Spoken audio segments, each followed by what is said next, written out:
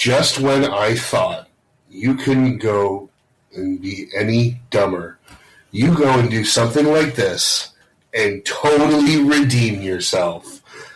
We watched Dumb and Dumber, and you're listening to Geeked Out. Popcorn in our hands, ready for the show. From the classics to the blockbusters, we're always in the know. Throwing references like confetti, we keep it real. Geeked Out Podcast, we make you feel. We're the critics you can trust. Hey everybody, welcome to another episode of Geeked Out. My name is Kyle.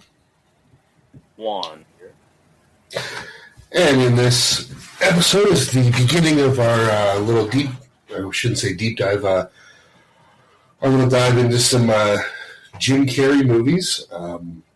This week was my choice, and I went with Your dumb choice. my dumb choice. I chose the absolute, what I consider an absolute comedic classic from, people say the year of our Lord. I'm going to say the year of our Lord Jim Carrey, because 94 was his year. And we'll get to that eventually. But before we get into it, Juan, I want to say, now obviously you and I were, I don't know if we would have been at the appropriate age to watch this when it came out. No, Yeah, I would have been, so in 94, I would have been 8. So I definitely did not go see this in theaters. This was not a movie my parents wanted me renting. what is it rated, do you know? Probably a PG-13, but I know that just the style of comedy, which is funny because the style of comedy is exactly what my dad is a big fan of and would kind of advocate for me to watch later in life, but I think when I was this age, just there's no way. IMDb says it's rated a 14A, but I believe here in Canada it would have. I don't know. I'm going to quickly look that up as we're on here. We're going to do it live. That makes sense, because it seems like it would be one of those, like, where would you put it? PG-13. Yeah. Because there's really no, but there's also really no swearing. I mean, there's the skirt lift with the Lauren Holly's ass. I started, my heart started a little bit. Okay. Oh. I didn't realize. I didn't. Oh, I remember that scene from when I was a kid. I don't, because I don't know. I can say, I don't know. I don't know why.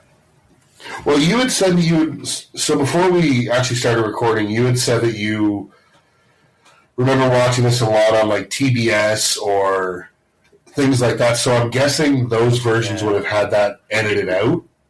Absolutely. That's probably why I don't remember. Because I think the majority of the time I watched this movie was in chunks through some type of TV network like TBS or something like that. So would that have been the first place you saw it, was on TV?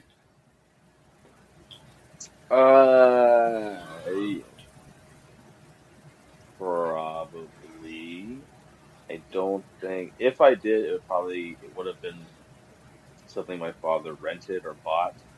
He was really into collecting like movies and DVDs and whatnot. So if not that, then definitely not through my mother. Well, 94, this would have been VHS. Yeah. So I don't think it was a rental for my dad, but who knows? Either that or through TV,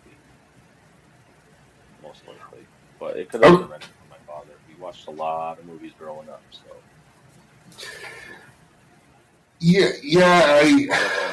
A lot of them being kind of a little inappropriate for me, but I had to cover my eyes when any of those scenes came up. So, I mean, that makes sense. So yeah, like I said, my dad introduced me to kind of a dumb types of comedy movies.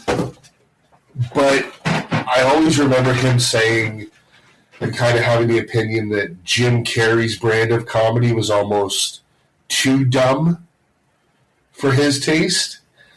Yeah, and it was kind of still newish.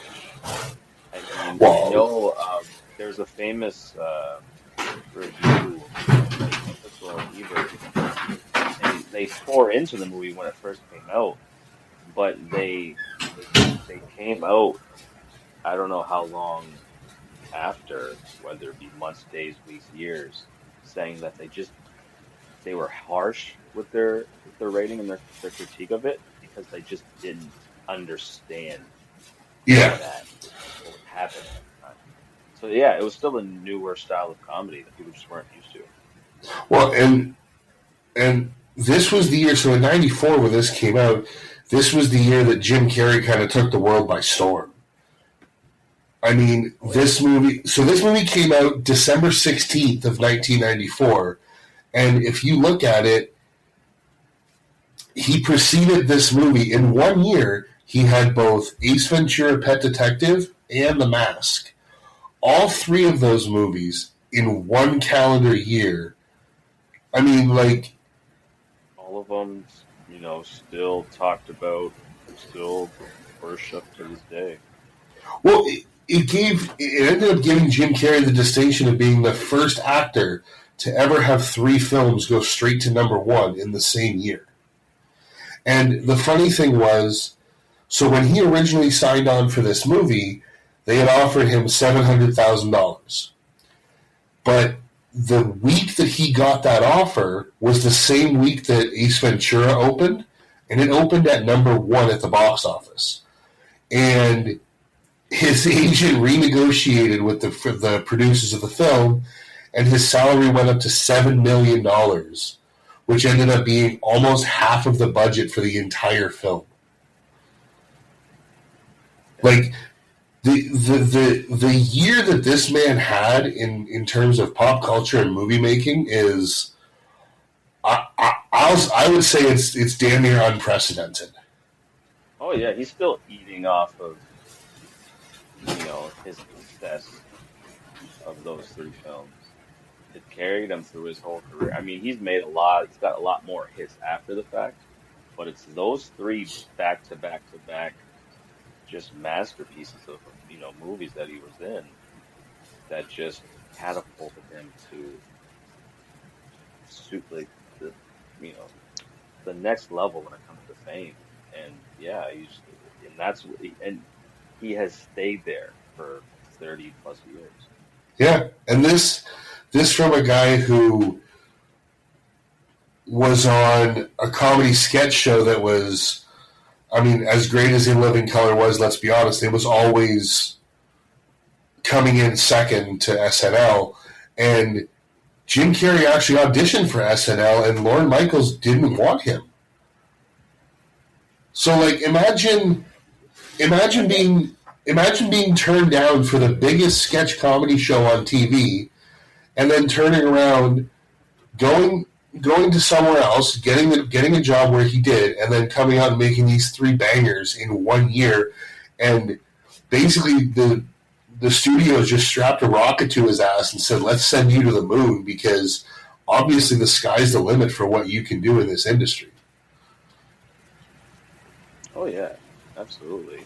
I mean, the the Wayans definitely saw something in Jim Carrey that the rest of the world didn't see until they did. And yeah, I thank those guys for giving us Jim Carrey. You know what I mean?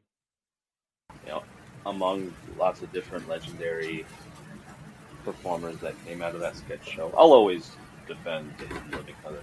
I think they just weren't given a chance just because there's a lot of people of color on that screen, and I just believe they weren't given a chance. And I think the sketch show was, to be honest, one of the best. If you go back and rewatch it, you'd be impressed by a lot of the skits that they had. I think there were a lot of very very much ahead of the time and just underrated for Now, the sketch comedy scene. I never really watched In Living Color when it was on. I've gone back and I've watched clips and whatnot here and there, so I've seen quite a bit of it. I don't even remember where it was on. Was it on Fox? Like was it a Yeah, it was a was it a show late at night similar to SNL, or was it like a prime time? No, it was kind of like I think it came on basically the same time. You know, like when Mad TV would come on. Well, I It remember was on. didn't Mad TV used to come on around like midnight after Saturday Night Live? I don't know to be honest. I think it came on prime time. Around, I have no idea to be honest. But I'm pretty sure it was a later night. I think it came around on around the same time as Saturday Night Live, which would make sense because at that time Fox was still a newer network. Yeah. So I'm gonna assume it was around the same time so they could compete with SNL. Okay. Well, we'll get into some of the particulars of this movie. As I said, this movie was released December 16th of '94. It had a budget of $17 million, and as we said, 7 of that went to Jim Carrey. It brought in a worldwide box office of 247 point, I believe it was 0.29 million. It currently sits on IMDb at 7.3 out of 10. And if you head over to Rotten Tomatoes, the tomato meter, the critics have this at a 69%, and the fans on the popcorn meter, a bit different, have it at 84. So obviously the fans like this a hell of a lot more than the critics did, which with this type of comedy is not really a surprise.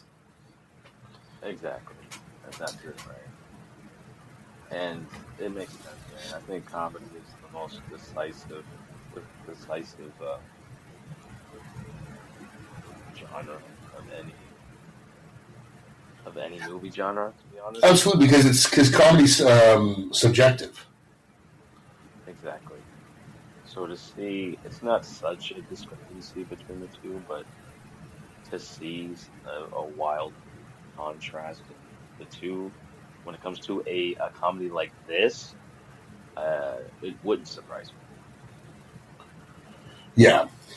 And this was the not only the first move, not first move for Jim Carrey, but in his first year, this was the first movie for Peter and Bobby Fairley, or the Fairley brothers, as you want to call them. They both directed and wrote this movie, and wrote it along with Bennett Yellen. The movie stars Jim Carrey, Jeff Daniels, Lauren Holly, Mike Starr, Karen Duffy, and Charles Rocket. The plot of the movie is, after a woman leaves a briefcase at an airport terminal, a dumb limo driver and his dumber friend set out on a hilarious cross-country road trip to Aspen to return it. Now, that plot posits that Jim Carrey, Lloyd, is the dumb one, and Harry is the dumber one. Is that how you've always kind of seen this movie? If you had to pick who was dumb and who was dumber? I think I put Jim Lloyd as the dumber one, to be honest. I agree. Just because he is the comedian, he's the funny guy. Even though Jeff Daniel is funny as well, you could tell he was more of an actor, a perform. You could tell he was the better actor, or the more, I guess, the more serious scenes, I guess, or the ones that showed him being more or less dumb than Jim Carrey. Uh, Well, I mean, if you look through the bulk of the movie, the way I kind of looked at it was when they're by themselves, aside from the licking the frost off the pole, Jeff Daniels, he's flirting with women, he's talking to them, he's able to hold normal conversations.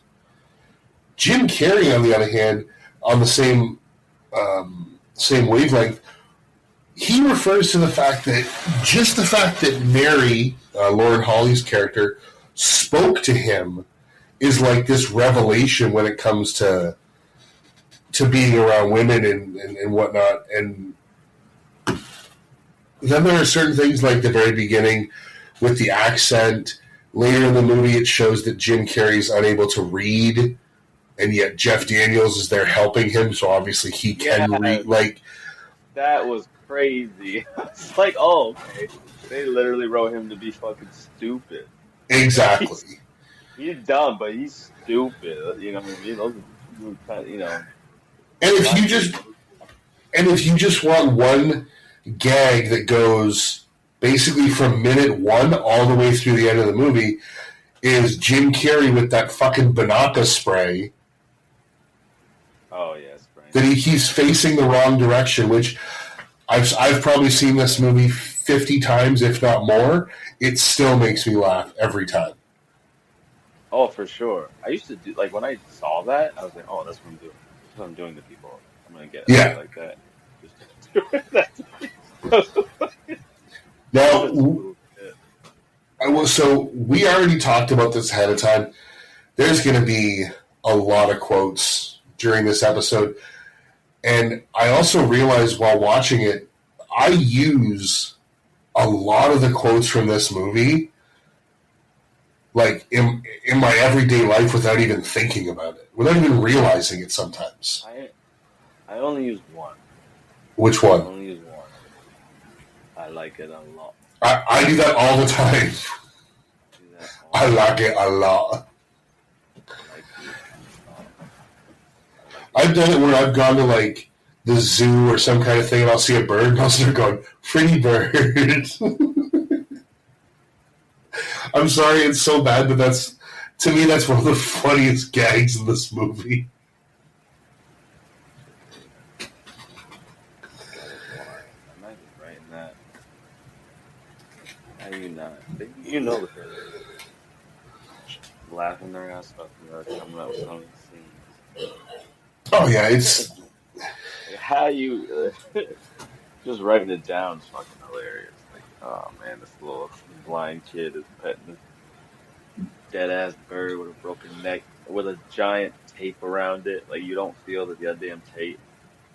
Well, and the one thing, and where this is gonna jump way ahead of the movie. Not to take this movie seriously. You know, this is. Well, this is going to jump way ahead of the movie, but there's a scene later. It's actually during when Harry's having the laxative diarrhea scene. Even if I did. Oh, come on.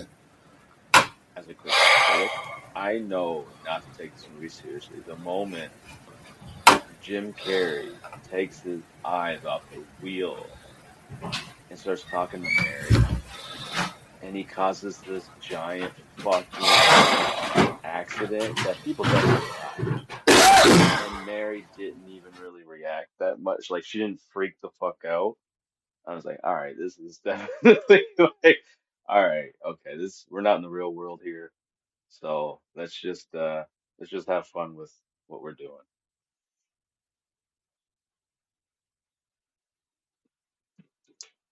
And you know, it was a good ride.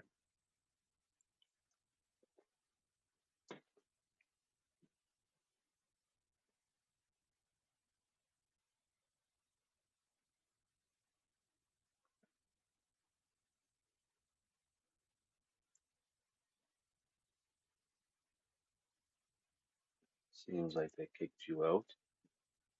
I don't know if you can hear me. I think you said you could hear me before. So I'm gonna keep talking until you pop back up. There you go. Amen. All right. What happened? I don't know. I think the internet just went on the fritz for a second. All right. But no. So as I was saying, there's a point later in the movie. It's when Harry's having his laxative diarrhea scene. It shows Mary watching TV, and they go to. I didn't write down what show it is, but it's similar to like a Dateline. Inside, not Inside Edition. I can't remember what it was, but It was something like that. the host says something about we're going to go. I forget what it was, but the host says something about we're going to go into something to do about the Menendez brothers, and then he's like, Yeah. and then a story about a blind kid in Rhode Island who was sold a dead bird, and it shows the kid, and he's like, I just thought he was really quiet. You didn't feel the damn tape. Goddamn. Hey, packing tape all over it. You didn't feel that, homie. You didn't feel that, bro. But this movie, right from the get-go, it just starts with the jokes, with the gags. This is the Immediately, yeah. the Austrian, and oh, it's a lovely accent you have, New Jersey. Right? You're immediately welcome to Jim Carrey's horrible haircut and his chipped tooth, which is real. Yeah. Yeah. And it's, Well, you get him. He's obviously a inept limo driver, and then now everybody. I feel like everybody who's seen this movie loves the van. Don't get me wrong, I do as well. But if you're he obviously he works for a company that grooms and takes care of dogs. When he drops these dogs off, it's at like a best in show type thing. Are you really trusting a company and a guy who dresses in a head to toe dog costume? Like the van, I could get by because that's like almost like a moving billboard. But when it shows Harry and he's wearing that full getup, I'd be like, you can't be serious. no, absolutely not. But, we can't take time to explain how he gets away with being hired and doing this. No way this person who has professional dogs would trust a company like this. So no, that definitely wouldn't. Doesn't make sense. But in this kind But of movie, it is one of my favorite items in the movie is the van. the van's pretty. It's dope. It's pretty dope. It's iconic, right? It's one of the iconic pieces of 90s cinema, especially vehicle. What are they driving? They're in an 84 sheepdog.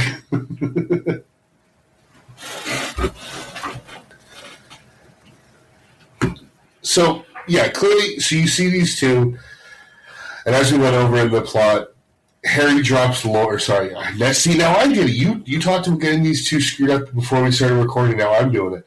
Lloyd drops Mary off at the airport, and he sees that she leaves a briefcase during another great Jim Carrey, the Goodbye My Love scene, when he crashes into the car. And that's obviously not. Goodbye My Love! Right? It looks like a balloon. Well, in an airbag... It's like a balloon. No, because an airbag deflates. Yeah. It doesn't stay inflated like a pillow. And, I love it how first of all, how did he get to the briefcase that fast when the people were right there? I know, they're like feet away. He was struggling to get out of that car with that giant inflatable fake airbag. Well, he was biting it. He was biting it and shit. That shit was funny. Well, apparently, Lloyd Christmas could give Usain Bolt a run for his money because he flew through that airport. He was beating world records for sure. But kudos to Jim Carrey. That slide to pick up the briefcase and then instantly get up and just keep going. Yeah. I sure as shit couldn't do that. I bet you then it didn't take that many takes. And, that's just, it's the physicality of Jim Carrey at the time. He was in his peak, he was in his prime, and that physical humor is his calling card. It's one of the best parts of this movie is the physicality and the physical humor. Yeah, and this would be something that if I drove a limo as my profession, I would use this all the time. It's okay. I'm a limo driver. And that Asian guy didn't even really try and spell. He wanted No. to be him all out. Well, could you find out when Harry and Lloyd get back to their apartment, Jim Carrey goes, I fell off the jetway again. Again? How many times are you running through the airport and falling? Probably at least four. I'm gonna assume at least 4 times. Like, my goodness. That's a long way down. And the way he was just lying there with his body all over that bent and shit, his leg. It's just funny. But yeah, I like that when they get back, so they're like, oh yeah, we both lost our jobs. The actual hitmen, the criminals show up because they want the briefcase back. And they think that they're the gas company coming to get their money they owe them. Is that what the gas company does? Apparently with guns. They send they are goons. But so yeah, they duck out and leave. And this is why Petey the parakeet doesn't have a head anymore. Because this is the message that they send. I do like when he said, oh, we'll just mess up the place and send him a little message. And Karen Duffy goes, I don't think they're going to get that message because it's clearly like an absolute pigsty in their apartment. So that's why he goes, well, No, they don't. then we'll do something a little more extreme.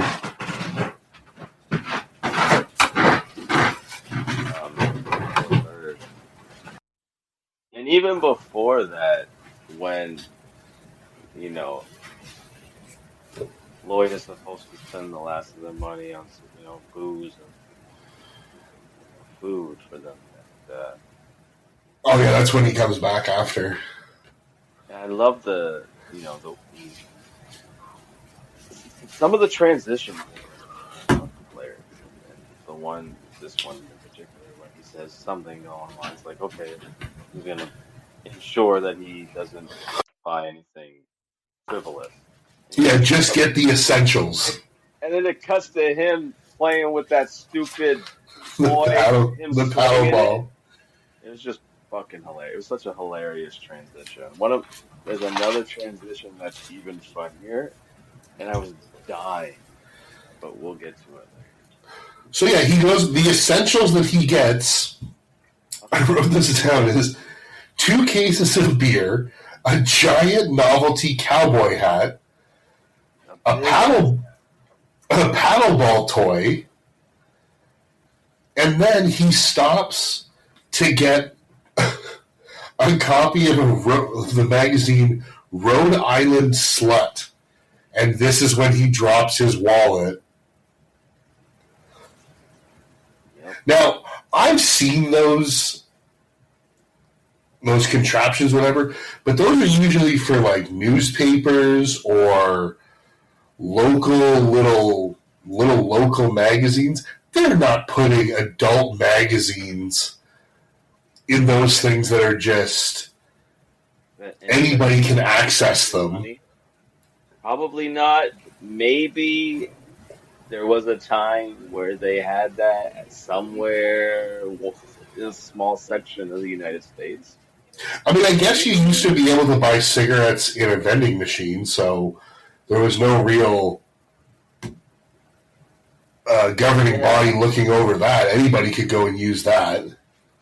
Maybe, maybe they thought it wasn't a bad idea until they realized it was a horrible idea. Well, then he gets robbed. Oh, man. Honestly, I think he wouldn't have gotten robbed if he wouldn't have said what he did.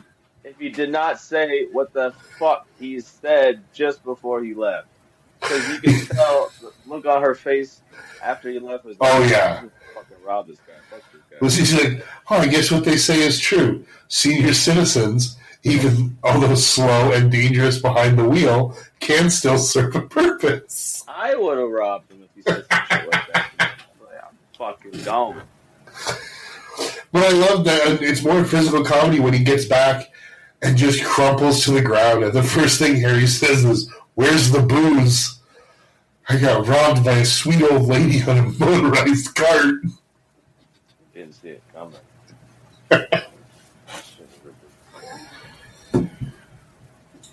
But yeah, But this leads into a scene that I actually, for being so early in his career, I was really impressed with the actual acting ability of Jim Carrey when he talks about he wants to go to Aspen to find Mary, to give her her briefcase. And it's the scene where he says, like, I'm sick and tired of trying to eke my way through life. I'm tired of not having anybody. I'm tired of being a nobody. Like, that's a real poignant scene in the depth of his character. it's a complete tone shift in the entire movie, and it can catch you completely off guard, completely just undercuts, or just allows you to breathe for a moment before it gets back into the absurdity. Yeah, it was a really powerful moment. And a part of me thinks, like, did they have more of these scenes in the movie so that they maybe cut out.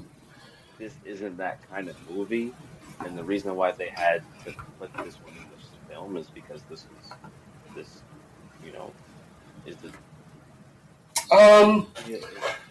I don't know if there would have been anywhere in the movie where they would have had one that I could think of. Maybe there might have been one or two more. I don't know how many, because I mean, obviously this was their first movie, but the Farrelly brothers are pretty notorious for most of their movies just being silly comedies. But yeah, I only say that just because this kind of acting and scene only happens once in the entire movie. So, like, did they just intentionally put this heartwarming, well acted scene in it just for us to give us a breather for a second? Or, you know what I'm saying? Like, I just don't know. yeah, it's possible. And I'm just surprised that the one poignant, really dramatic scene is done by Jim Carrey, not Jeff Daniels. Because if you asked anybody if they've never seen this movie and you went, there's a real emotional beat in this movie, who do you think is the one who delivers it? I think 9 times out of 10 people are going to be like, well, clearly it's the guy who's done drama movies, and like, not the guy who earlier this same year played a movie where he talked out of his ass. True. And we talked about Jim Carrey's year. Jeff Daniels this year also had Speed come out, so it was a good year for him too. Yeah, there's a movie made quite a career, or at least gave a lot of people, or boosted a lot of careers at the very least, if not made them. Well, the other funny thing before we go on, that the whole thing with Jeff Daniels being in this movie. So, according to IMDb, and I've also heard this in other places, but the Farrelly brothers didn't want Jeff Daniels in the movie, but Jim Carrey wanted him in it. So they wanted to guarantee that he would turn the movie down. So they only offered him $50,000, but much to their chagrin, Jeff Daniels accepted that offer with no hesitation, even though his agent basically told him that the film was going to kill his career. And at the time of the release of this movie, it was by far the most successful movie that Jeff Daniels had ever been in. I think it is.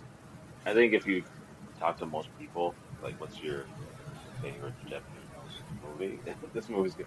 By default, 100%. Dumb and Dumber is gonna come up just because it's the most memorable. There's this one. There's Speed. There's that Duck movie he was in. Fly Away Home with Anna Paquin. Yeah, yeah. Never saw it, but I own several VHS tapes that had that preview at the beginning. I remember that trailer. I remember that trailer when they were flying with the ducks. Oh yeah, in the plane. The plane thing. Yeah. Because I watched that trailer a lot. Don't tell me the plot besides that shit. 'Cause that's, you know. But yeah. No, for me, Jeff Daniels is Speed, Dumb and Dumber, and the head of NASA in The Martian. Oh yeah, he was in The Martian. Yeah, he plays the head of NASA, who's That was the remake, right? With Christopher Lloyd. no, not my. Well, that was my favorite Martian. He was also in that, but no, The Martian with Oh, Matt shit. Damon. I'm getting my Martian movies mixed up. I didn't see The Martian. That's probably why. I went. But he wasn't my.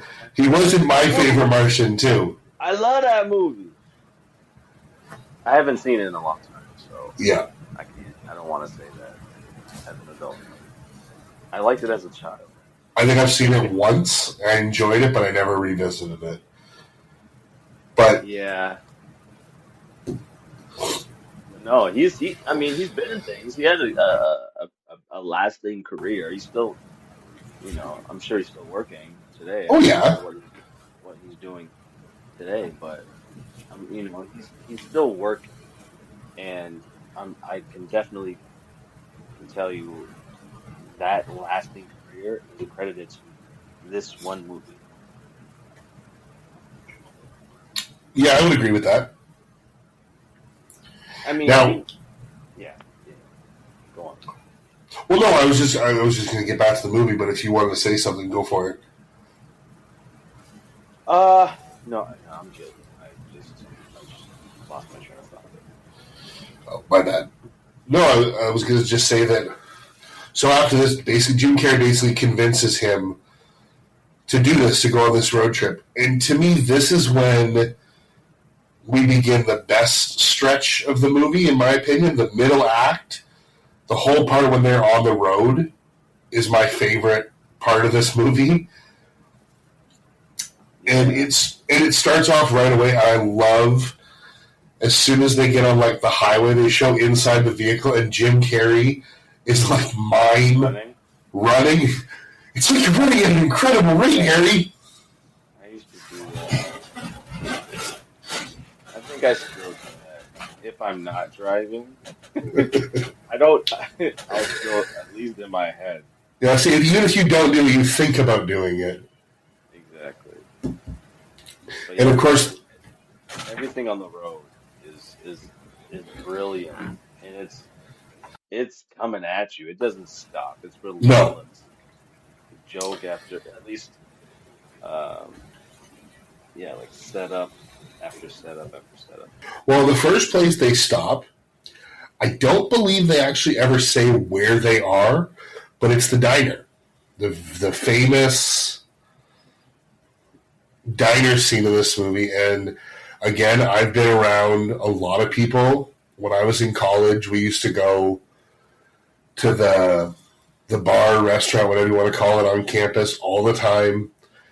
And I had a buddy who almost every time we were in there, the waitress would come by and he'd go, "Excuse me, Flo, what is the soup du jour?"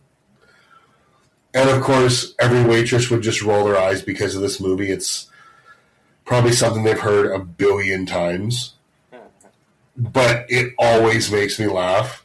And it's the way she uses the soup of the day, and he just goes, that sounds good. I'll have that. And this is the entrance of, I would say, one of the most famous characters in this movie, and he's only in the movie for what, 30 seconds? He's in it for like maybe a minute and a half. Maybe And- not, yeah, I'd say minute tops. Yeah, he's not in it very long at all. Oh my God. Yeah. No. Thank God. Thank God. Thank God. He's not in it. A second, not 1 second longer than he needed to be, because this would have been a completely different movie. Yeah, and of course we are referring to the NHL Hall of Famer Cam Neely playing Seabass. He looked like a hockey player. Oh, he was a fucking hockey player, all right. He was one of the okay. So if you've never seen him play hockey, what type of player would you assume Seabass was? Let's see. I think he was like, I don't think he was scoring many goals there. I think he was just an enforcer. He was. I mean, he was still a really good. The goon, as they say. He was a really good player, but yes, he was an enforcer. He played for the Boston Bruins. Oh, and yeah, he's in the Hockey Hall of Fame. But I think if you're not a hockey fan, you know him from this, and probably mainly or only this. Yeah, no. And this is something that I've heard quoted, whether it be from me, friends, strangers. Everybody somewhere has heard somebody say or yell the phrase "kick his ass, Seabass." Oh, yeah. That was definitely around that time. A lot of people are quoting that for sure. I mean, and again, this might be something that would lead someone to believe that Jeff Daniels might be the dumber one when Lloyd says to him, throw some salt, and he just throws the whole salt shaker. But did you happen to catch what's written on Seabass's hat? No. His hat says "Wine 'em, dine 'em, 69 'em." Yeah. He would have like that. Yeah. He would, and I'm really curious what kind of town this is, because it seems like him and his four buddies are just sitting there drinking. Why are they not at a bar? Who goes to a family diner just to drink? True. I don't know what the situation is going on. I don't know what town they're in. But hey, a town that doesn't have a bar, they don't have a diner. Must be. Or they just were like, fuck it, we're just gonna drink here today. Well, and they're definitely, because when Jim Carrey goes up at the end, because obviously they're in their altercation, he goes up to apologize and he says, "We want to buy you guys a round of drinks," and he says, "Make it 4 Boilermakers."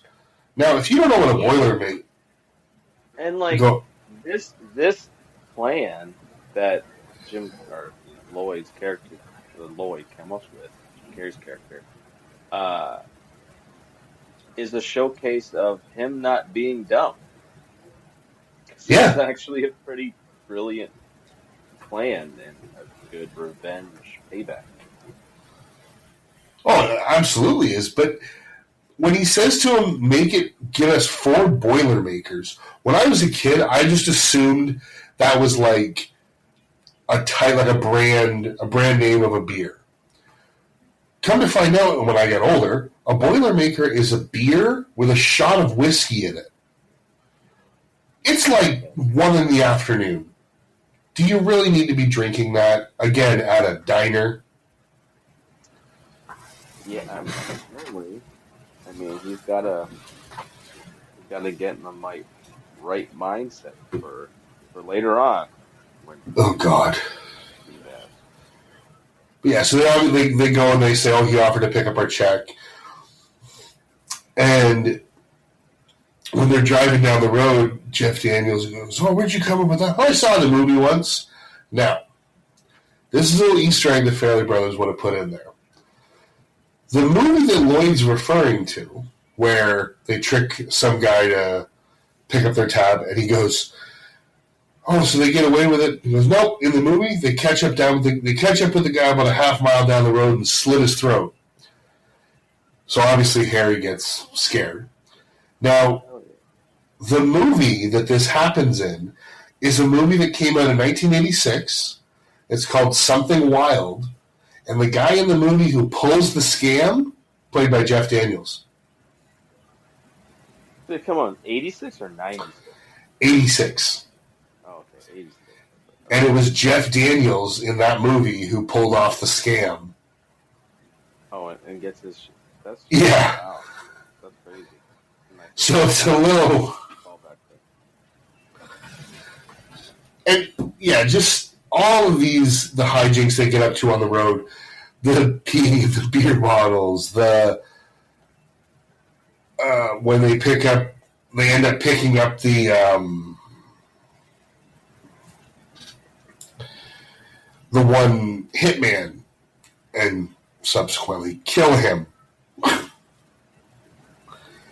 But I know you had said you wanted to talk about the hot tub scene.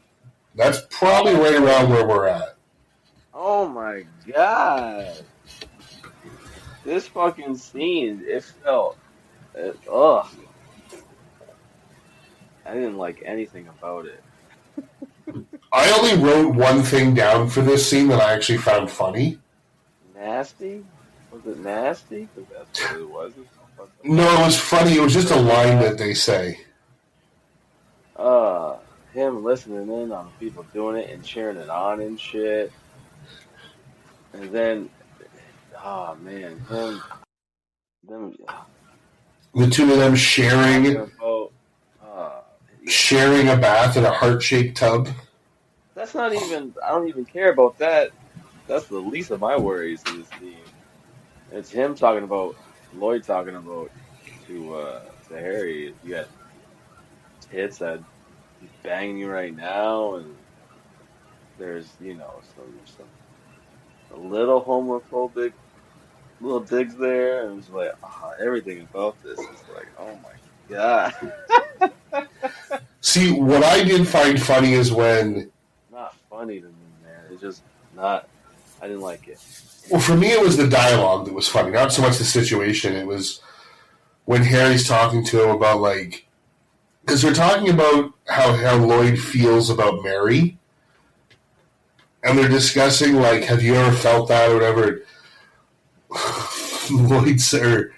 Harry says something about, like, I think he says something about being in a place similar to where they are, and Lloyd goes, "What happened? Did some little filly break your heart?" He goes, "No, it was a girl." And he goes into the whole thing. He's like, "Yeah, she sent me a letter, and I called her up about it, and she gave me some crap about not listening to her, and I don't really know. I wasn't paying attention." That was good delivery. But yeah, everything else about this scene, aside from that little conversation, didn't really need to be in the movie. Yeah, and it like I couldn't, even though the dialogue between them was funny. But what was going on? I just like, man, can we just skip this scene? Like, it's funny. I'm chuckling a little bit at what they're saying. Can we just move on? Just goddamn scene. Damn, because the people are banging throughout the whole scene. You hear it. You hear these people banging throughout the whole scene. Yeah. It's a little bit much. Jesus. Now, there are a couple of parts in this movie that I think didn't... I liked them when I was younger, but they didn't really hit for me quite as hard as an adult. And one of those is the majority of this dream sequence that Lloyd has when they get back on the road.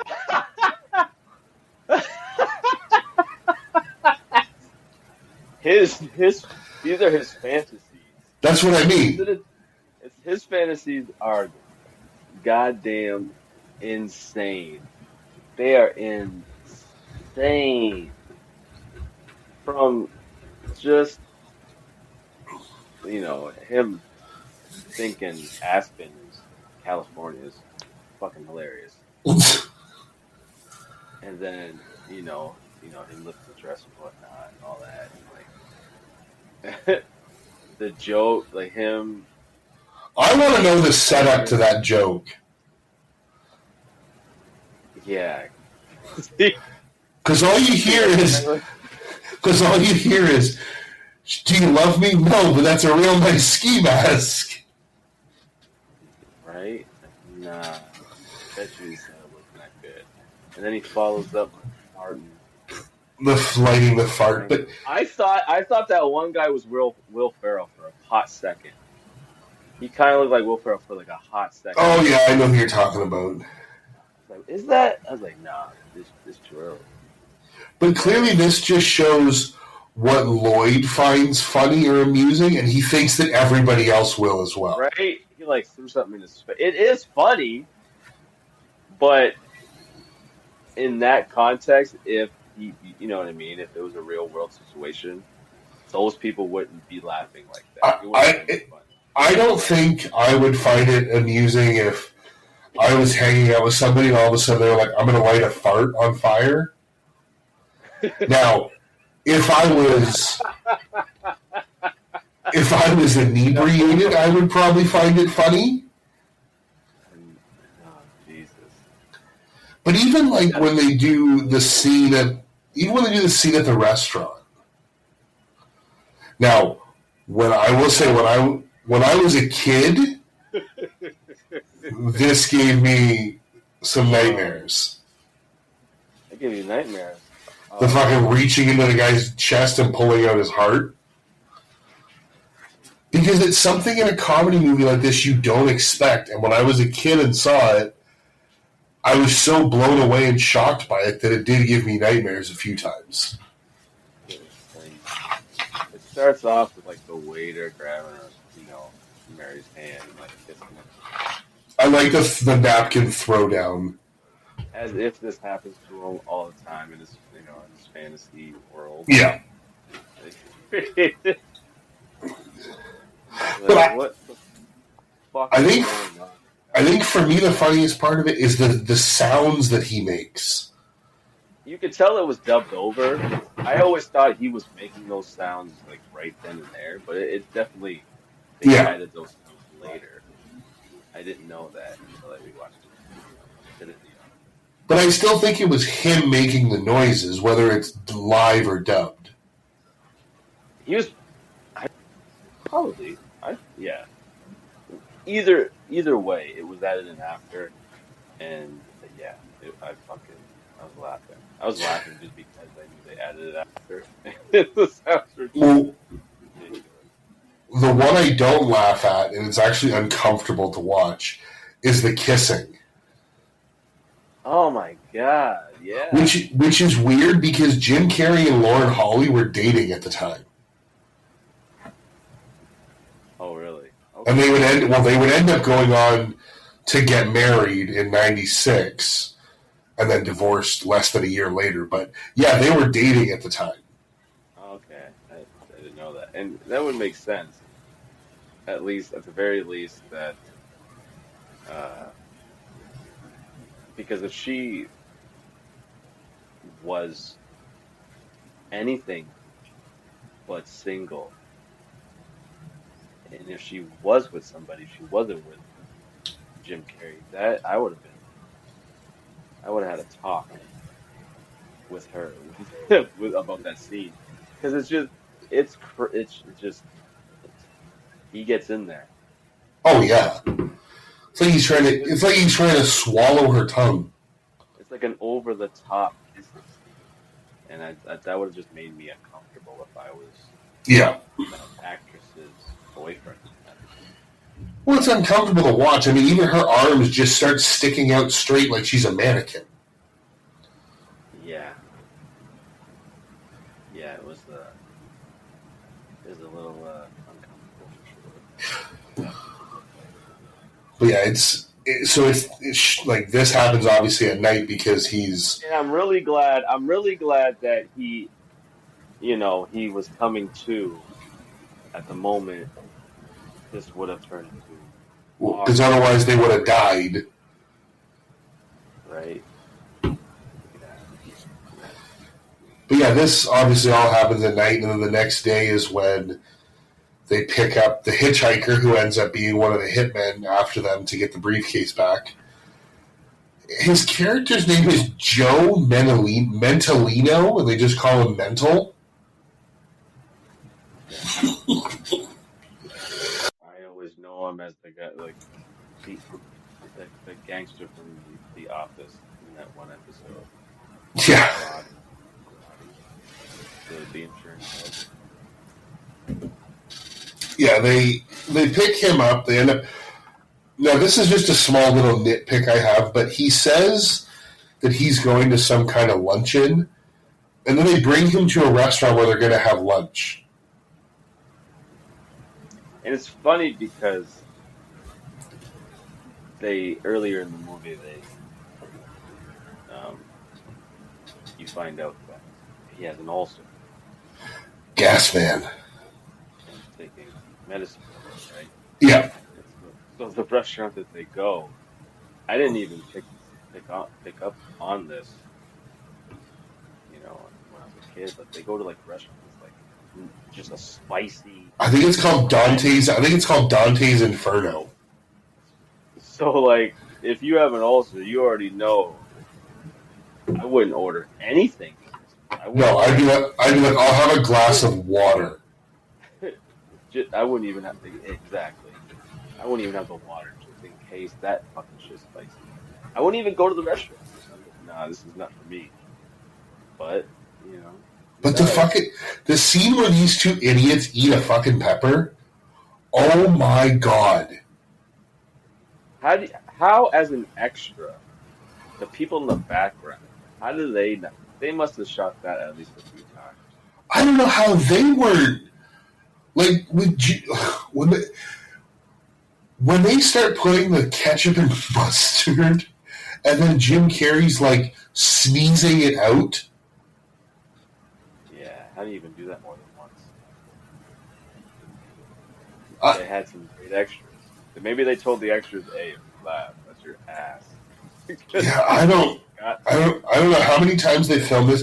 It had to be at least a few, because there's got to be some kind of outtakes with stuff like this. Like, and also because they allow, especially a guy like Jim Carrey, to just riff and improv, there's got to be multiple takes of many of the scenes too. Yeah, I'm sure there's lots of stuff that's left on the cutting board. But yeah, these guys eat one pepper and absolutely lose it, and they put it seems like they put 6 or 7 on this guy's burger, and obviously with an ulcer that hits him. So many that he should have felt that. He should have known something was up with this burger. You would think. But we wouldn't have had this hilarious outcome.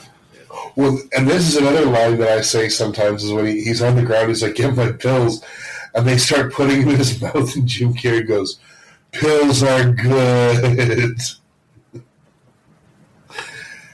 But he realizes that he just told his boss that he was going to dose these guys with rat poison, and, well, that's the pills that they gave him, so it kills him. Now, obviously rat poison is deadly.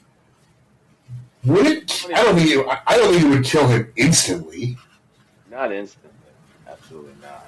It's funny because, like, when they pick him up, when they do the fucking Mockingbird song, like the most annoying sound in the world, which was improv. Oh, yes, it was. And you can tell Jeff Daniels starts laughing, and they instantly cut away from him. Oh, yeah. Absolutely. It felt like it was two Daffy Ducks going at it, to have just, and you had like a Porky Pig or Elmer Fudd in the middle. Like a Yeah. guy. But it was just too absurd, stupid, Daffy Duck type, Bugs Bunny types. But like those characters, usually they are annoying on purpose. Like they know they're being annoying, but these two people, these two characters are just dumb and they're just annoying. They don't realize what they're doing. No, and that's the thing. They have no common sense. Which we find out very quickly because so shortly after this happens at the restaurant where this guy ends up dying and they just leave, this is where we get the scene where they're almost in Colorado. They go to get gas. Harry meets a young lady who also is going to Aspen with the brilliant line, "Skis, huh? They yours?" Yep. Both of them. Very small. But you know what? He does well with her. Like, there's rapport there. I mean, later you find out why, but there's something there. But this is where you get Lloyd in the bathroom and the reemergence of Seabass. Oh my God. What did it say on the wall? The date, and then it said 2:15 sharp, meet here for manly love. Something like that. Oh, you didn't realize at the time. That scene to me did not need to be in this movie. Not even a little bit. You could have cut that shit out of it. Because it doesn't matter and it doesn't affect the story. It comes to nothing. No. It gives you a funny gag. It gives you a funny gag when Harry busts in to put his foot in the toilet to put the fire out. That's the only reason that it's in this movie, I am convinced. He needed to be there, or else something absolutely horrifying was about to happen. Absolutely. It would have changed the complete outcome of this movie, rating and everything. I was like, holy shit, this is dark. It was something, all right. He's got Lloyd going into his safe zone. Go to a happy place. Sucking his thumb, and he's taking his fucking pants off, and you see his fucking nasty underwear, leopard print that he was wearing. I'm like, oh my god. Yeah, it was something that didn't need to be in this movie. It was not needed. Yeah, it was a little too dark, man. You could have cut this out completely. The next one though, so this is I kind of questioned it this time. So it says they briefly show a road sign that says Colorado 30 miles.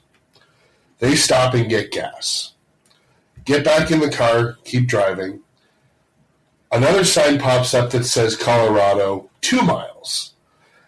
And Harry goes, "What do you think about changing seats? Because I've been driving for like 9 hours or whatever."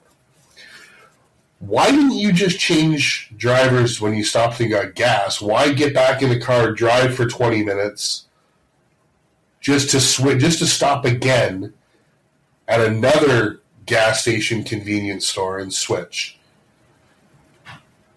I never noticed that until this rewatch. They could have literally done that scene while they were on the road, while they were in the gas station. Yeah, they could have combined it because this is where you get the big gulp scene with the two guys who were not even actors. They just happened to be at that gas station the day they were filming, and they said, "Hey, you guys want to be in a movie? Just stand here." And that only could have worked before 1994. Because Jim Carrey exploded. And he could Exactly. never have interaction with regular people because they would have recognized him. Right? So, And subtly, it's one of my favorite Jim Carrey lines in the movie. oh, really? I don't know what it is. I just love it. "Hey, guys, big gulps, huh? All right. Well, see you later." And they're just looking at him like, fuck. And now I'm guessing the director, obviously, because they didn't know what he was going to do. So the director was probably like, "You just got to stand here and just let Jim say what he says, and kind of try not to react too much. Yeah, they pretty much said, "You want to be in a movie? Here, do this. Don't say no." Here we go. And right when they leave this gas station is one of my biggest points as to why Jim Carrey is the quote-unquote dumber one. Because he can't go 2 minutes without screwing with his buddy, who is asleep. He reaches over to go to pinch his nose, misses the exit, heads back east. Oh yeah. And then when they wake up in the morning, or Harry wakes up, sorry. Oh, I thought the Rocky Mountains would be a little rockier than this. Hard cut to you drove almost a sixth of the way in the wrong direction. Right, and he gets woken by Lloyd going up and chucking up the fucking Coffee cup. Oh yeah, he called that shit up to do that. Only to realize they were going the wrong way. And he, at this point, Harry had enough. Yeah, and I honestly Shit. can't say I blame him. But then they separate. It's the internal conflict of the protagonists of the movie. And of course, that's resolved within about 30 seconds. And it's when Harry or Lloyd pulls up on, I don't even know what it is, a mini bike? But apparently he can get 70 miles to the gallon on that hog. I mean, it's not a, I wouldn't, yeah, it's definitely not a hog. No. Sense that it gets 70 miles to the gallon because it's the smallest damn thing ever. And this is where we get this very famous quote that I used when we opened it. Just when I think you couldn't possibly be any dumber, you go and do something like this and totally redeem yourself. And then they go to high five and miss. Like that. Now, this whole thing when they're on the... You don't get a whole lot because now we're at the point where it's like, okay, we've got them... This is how they're going to escape because they've got... The cops have a barricade set up looking for the sheepdog van. And this is an easy way for them to get past that because they're no longer driving it. Lloyd says he traded a kid the van for the bike straight up. So once we get on this bike, there's really no stopping until we get to Aspen because it's like we've done all the gags on the road. Now we want to get there and kind of let the story kind of continue. The only thing we get is Lloyd tells Harry to pee on him while they're driving because he doesn't want to stop to pull over so Harry can go to the bathroom. If I had icicles coming out of my nose. Dude, that looks so disgusting when you see that. All over their nose. There's so much of it.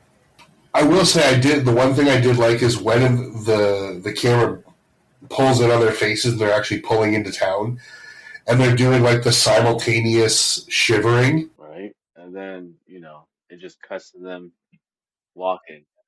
And they're perfectly fine. It's like... So the next scene, upon arriving in Aspen, Lloyd and Harry try to find Mary. They also are able to get the briefcase open and find that it's filled with cash. They use the cash to find a place to sleep along with some other essentials. Yeah, that scene was funny though. Right before they find out the money. When it's he gives them the gloves, his extra gloves. Oh yeah, we're in the Rockies. Oh my god, he's like, there, my hands are getting a little sweaty. And it just breaks Harry there. But one of the parts that I love about that is immediately afterwards when he attacks him, he starts choking him, and you just hear Jim Carrey screaming, "Harry, your hands are freezing." Yeah. But yeah, they don't really say right off the bat because obviously while they're fighting, they look over and they notice that the briefcase is open, and they see basically a pile of money. They don't know how much it is. I mean, we find out, or I can't remember if we already know or if we find out later that I think they say it's $1 million, but I think we that's just know it's a lot of money. it's a nice round. Seems to be a nice round number for any movie where there's any kind of like kidnapping or some kind of criminal element involved. Is $1 million seems to be a good number. Now, could $1 million really fit in a briefcase? I don't know, but Uh, we'll just go with it. I don't think I'm assuming it's all in hundreds. And how many hundreds does it take to make a million? I don't know. Like, um, no, I don't think that it can. but we're just gonna go with it. I would assume maybe like 100,000 or a couple 100,000 just for Well, simplicity. well, we definitely know there's a lot because later, um, spoiler alert, they spend all of the money over a They matter of a spend the couple days. they spend the shit out of that money with the most frivolous of things. Well, he says later that the one IOU is a car and it's 275,000. Yeah, that was wild. Yeah, at the beginning they're like, just a few dollars for now. Yeah, we're just gonna get We some. all know, everybody knows they're not gonna fucking do that shit. But Well, now you they go were spending from the little bit of money that they had at the beginning of the movie. you go from we're gonna just get some lodging, just find a place, a hotel or something, and they end up at what seems to be the nicest hotel in town. They're in the presidential suite, and then the next day they roll up in, I think it's a Lamborghini, Something like that. It and definitely. when Harry opens the passenger door, it's just boxes and shopping bags fall out. And he's like, and they're tipping the shit out of They're everybody. tipping like Like, hundreds. yeah. Well, and then even it gets to the point where late in the night they're watching TV and they're literally wiping tears and blowing their nose in money. Yeah, they had hundreds coming out of their ears there. It was just so funny. It's it's Oh basically man. this part of the movie is as if the movie Blank Check was about two adult idiots. Yeah, if you gave a couple of kids or just dumb ass adults, they nailed it for what they would be doing. Oddly enough, Blank Check also stars Karen Duffy, who's in this movie. Stupid ass ski gear. Oh, don't even.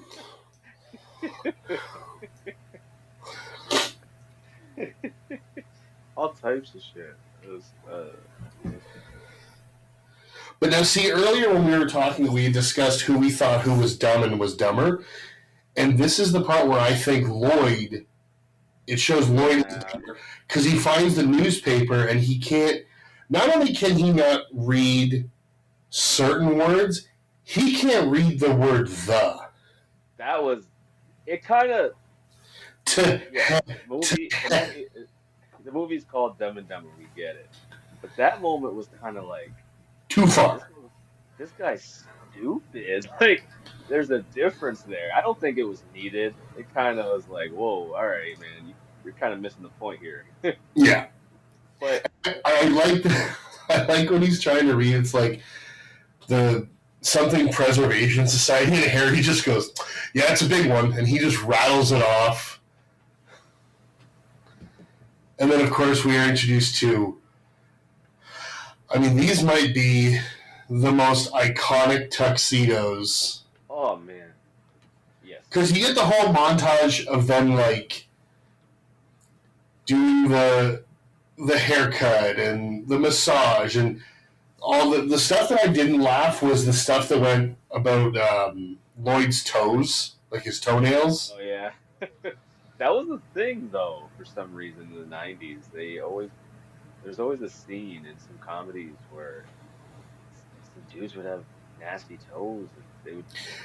It's a couple. Yeah, I don't know why they wanted to do that in the '90s, but I noticed a couple other movies they did something similar. And I gotta say, I am shocked that this movie didn't use Right Said Fred, I'm Too Sexy for this montage. Yeah, maybe they tried. They just couldn't get the rights or something. Or Yeah, I don't know what it was, but looking, I mean, when I rewatched it, I was like, oh, clearly there's going to be an I'm Too Sexy, and then it wasn't that, and yeah. I was actually surprised because that song is so overused for scenes like that in Oh yeah. movies. They like to spam that whenever needed in a 90s movie, especially a comedy. Now, what did you think of the whole? It's not a ball they go to, the charity event. This is I mean, fine. it was it was it gave us the iconic uh blue and orange tuxedos. Oh, they're great. I think two guys went to my prom wearing those tuxes. Yeah, and almost every Halloween you'll catch people wearing it. You know, if not every Halloween, every other Halloween, but it's a thing that is still used or at least referenced today.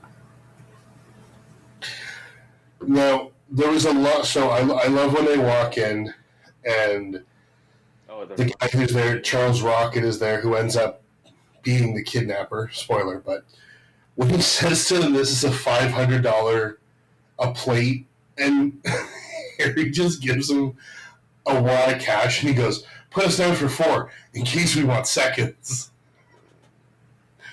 And you get this spray, the Banaka spray, right? yeah, I was gonna say you just hit him with the spray. It's like, God damn, this movie is so fucking, it's so brilliant. Certain moments, man, that was a brilliant, funny ass moment right there. Well, right after this, there's a couple of lines that I didn't even realize, or I must not have. They must not have really stuck in my head. But they're walking over and they're talking about how they need to kind of fit in and look the part. And did you catch what Harry says when the one woman walks by? He starts to say, like, we can be sophisticated, and a woman walks by in a low cut dress and he goes, "Oh, would you look at the fun bags on that hose hound?" Oh, jeez. I was, what I is going on? recognize it, but no, I don't. I never really thought about And that actual line. Yeah, that's pretty and cool. and the rebuttal from Jim Carrey is a fucking Hannibal Lecter quote when he says, "I'd like to eat Yeah. her with some fava beans and a nice Chianti." Like, my God. That's just horrible. All right, man. Damn. You could spray you down with the hose for a little horny ass. I, obviously, you think this is where Lloyd's going to meet Mary, but he sends Harry instead. So And sad. he tells Harry, he goes, "Tell her that I have," and this is another one. He goes, "Tell her that I have a rapist wit." Oh, Jesus. Yeah. But Yeah. okay, this scene has always bothered me. How her stepmother, knowing that her husband has been kidnapped, basically is trying to set Mary up when it's Yeah. like she's trying to set I her thought up on a blind date. I thought that was weird as hell. You wouldn't think she's even married. No, You're like, what's going on? But yeah, that's kind of fucked up by the mom.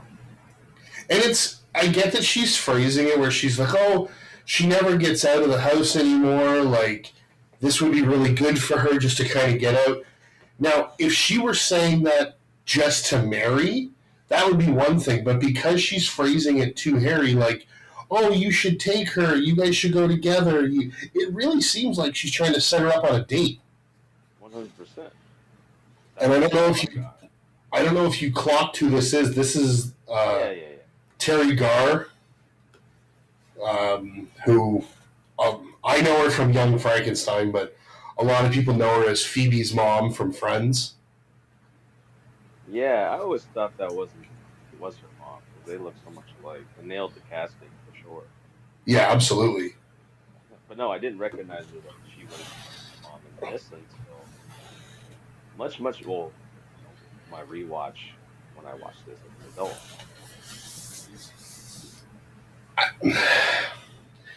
This is one of the funnier, in my opinion, the funnier Jeff Daniels scenes when he's by himself is when he's talking about the dog breeding. Yeah. Oh yeah, I breed dogs. Oh, any unusual breeds? No, just mostly doggy style. Yeah, because he's kind of he's being Stupid. charming, but like a stupid charming in a way. He is frighteningly charming for being such an idiot in this movie. Yes. And I mean, I would understand why he would get the date because of, him being so stupidly charming. Yeah, Jim Carrey comes off more as creepy's the wrong word, but more just annoying. Yeah, he couldn't pull that off with how he's portraying his character. No, he comes off very annoying, whereas Harry's almost like a bumbling, kind of like a sweet innocence to him. Yeah, he would be, I guess, the straight man out of the two. Yeah, if you had to pick In one. order, if you had to give one of them that role, But it works. It works perfectly. Yeah, there's a charm there that it works. And yeah, and he gets the quote unquote date, but because he went over there to get Lloyd, he has to tell Lloyd, "Oh, she's going to meet you in the hotel bar at 10 o'clock tomorrow morning." oh, bro, why'd he do that? Why'd he lie to him? Well, he does. He not only lies, he doubles down on it later. But when Jim Carrey, when Lloyd shows up the next morning, Oh, the way he walked into the bar, like the way he was just walking with fucking. dude, that whole outfit that he wears might be one of my favorite things in this movie. With the gloves and the fucking got like these on the coat. Doctor Strange gloves, yellow ass gloves. Yeah, this whole fit, everything. Oh, it's fantastic. Right, man. It's fucking hilarious.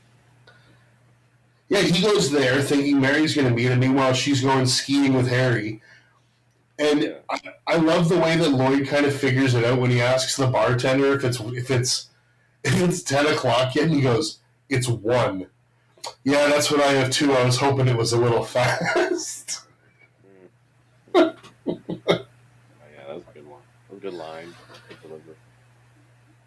The delivery is when the woman who they met at the gas station comes in and starts talking about her boyfriend, and he does the "I don't care," and he's like half screaming and half like groaning. Yeah. And yeah, you would think she would pick up on that, and I think her ignorance is part of the reason, later on in the movie you find out about her. Yeah, she's doing it on purpose. Yeah, exactly.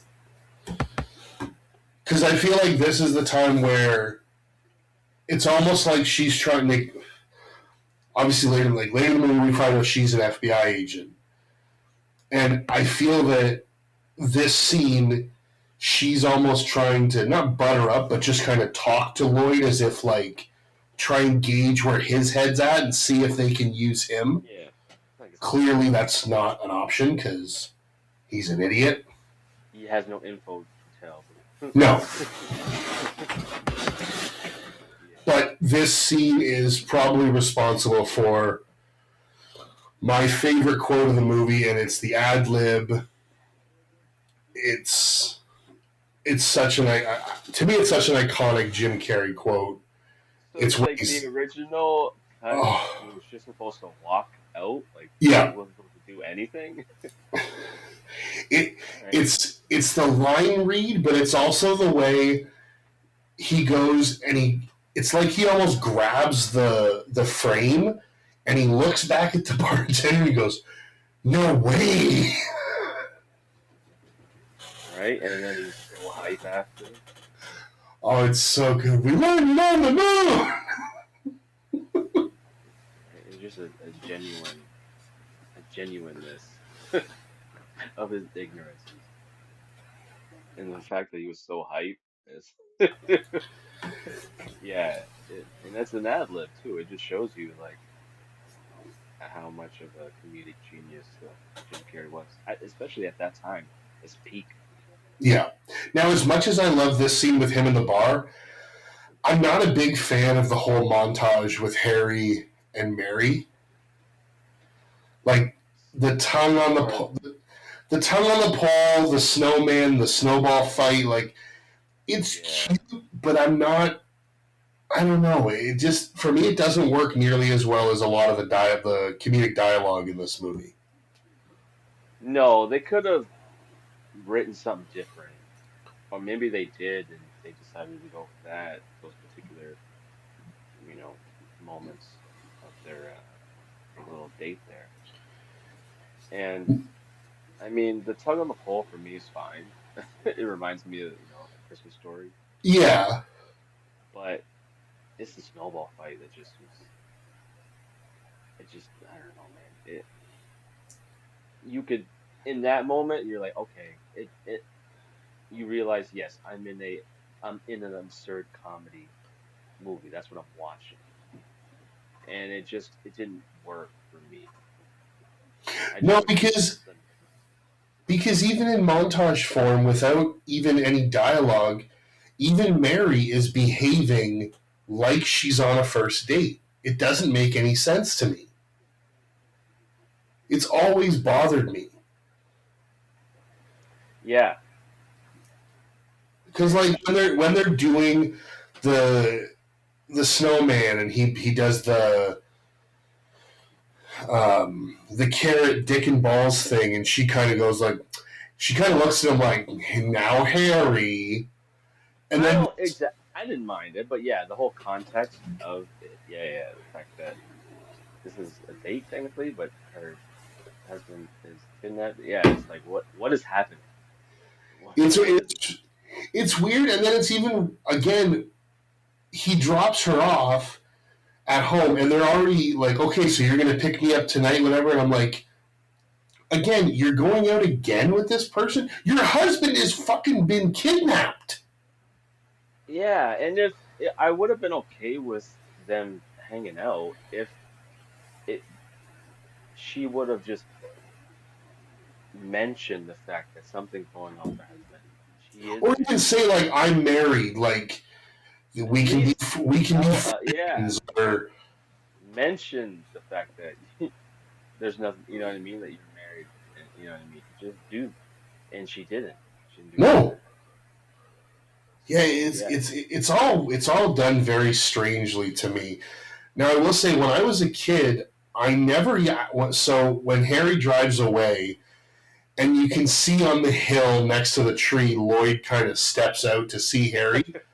When I was a kid, I never noticed him next to the tree. So when they did a hard cut to just Jim Carrey's face, and he does like what's now become the famous like I'm gonna throw up meme that's or funny. GIF whatever. Yeah, both for sure. I never realized that he watched Harry drive away. I'm like, why is he so upset? I didn't notice him step out from behind the tree until years after I had seen this movie for the first time. Yeah, yeah. There's little moments like that sometimes you don't pick up on until later, and it just adds more sense to the scene. But yeah, that dry heaving is so iconic. If you've never seen the movie, you've at least seen the GIF of it. Absolutely, 100%. I would say most of the newer generation would only know the memes and gifs from that movie without even knowing that this is a movie. Yeah, yeah. They just I don't know, but then they have to have a little not a confrontation, but back at the hotel, like I can't believe she stood you up. Why wasn't she there? And he goes, wait a minute. Why would she meet you at? She must have meant 10 at night. Why would she meet you at a bar at 10 in the morning? Lloyd goes, I just figured she was a raging alcoholic.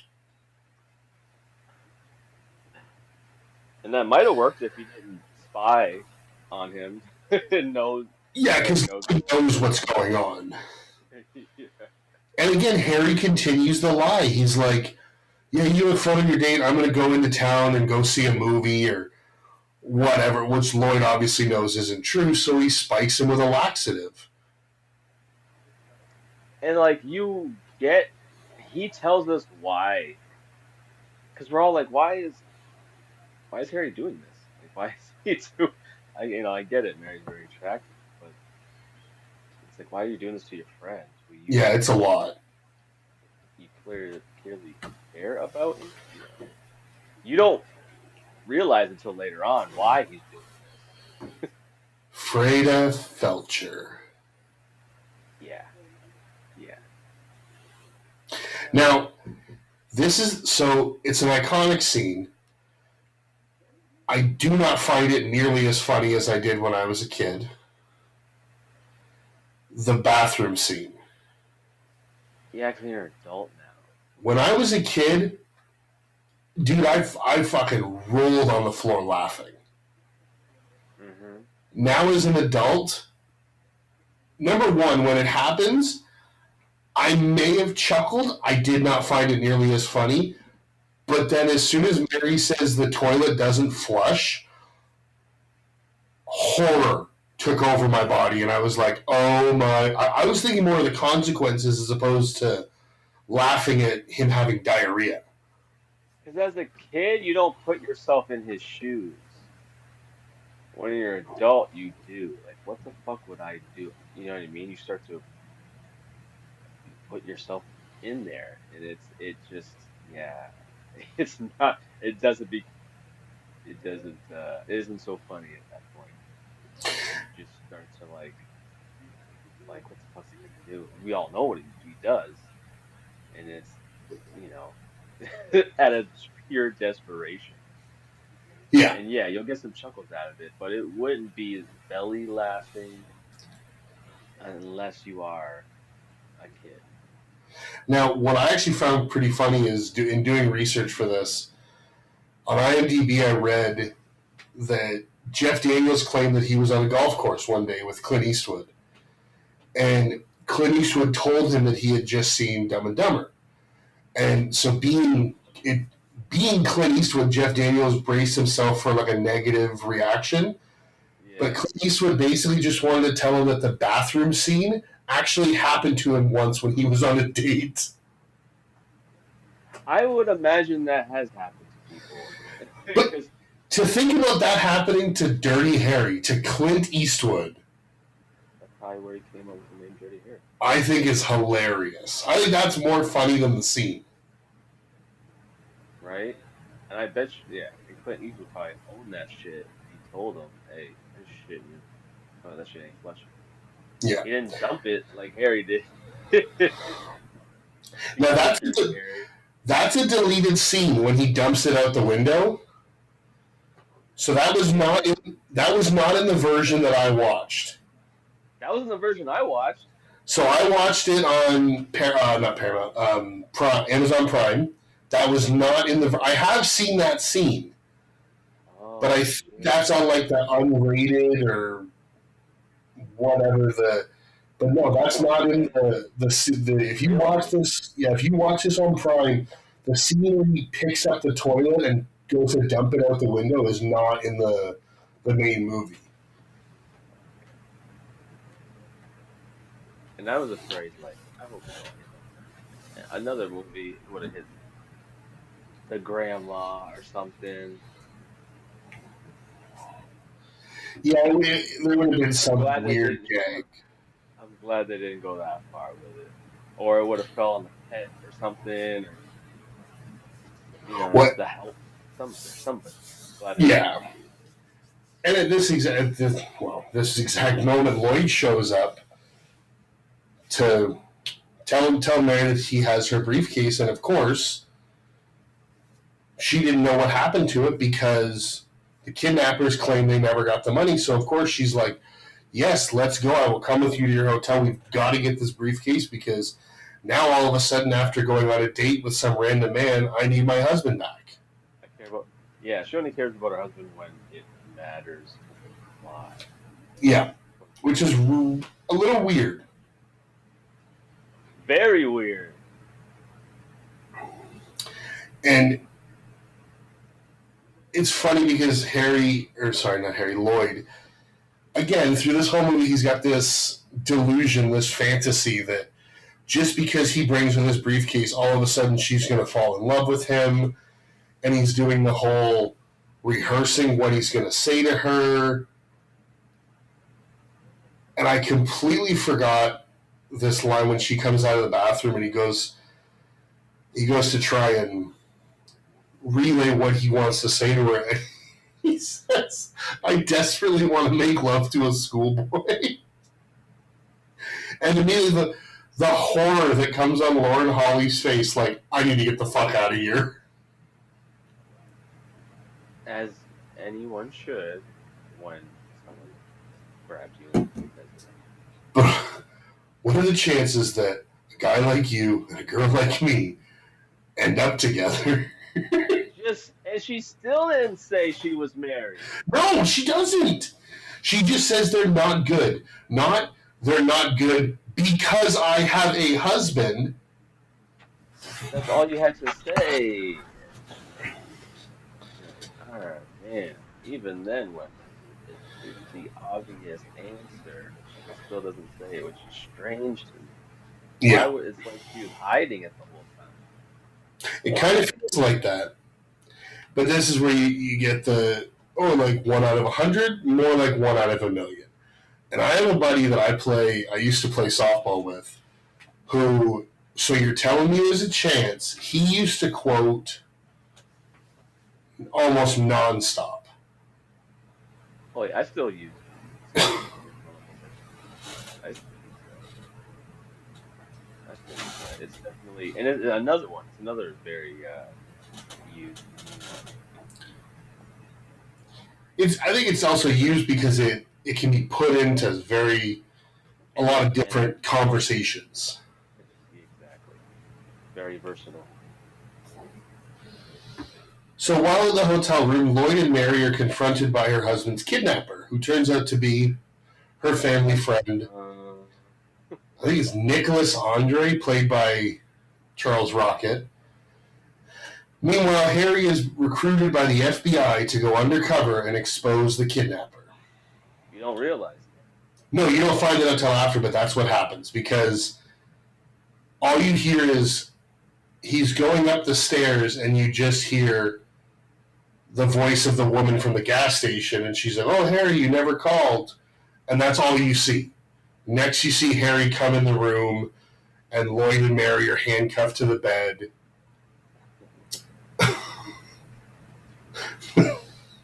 When he opens the briefcase, what is this rolls of money? That's as good as money, sir. Those are I use, and every cent is accounted for. Yeah. Yeah, see, what they were spending the money on, or at least just the car. I would love to get an itemized list of everything that they bought, because you really only see the car, the hotel, and a couple different outfits. Like, what about the tips? Did you throw the tips in there? Because you were just tipping like crazy. There's no way they tracked that. He's just dropping like $100, $200 just to guys who literally like carry one box to their room.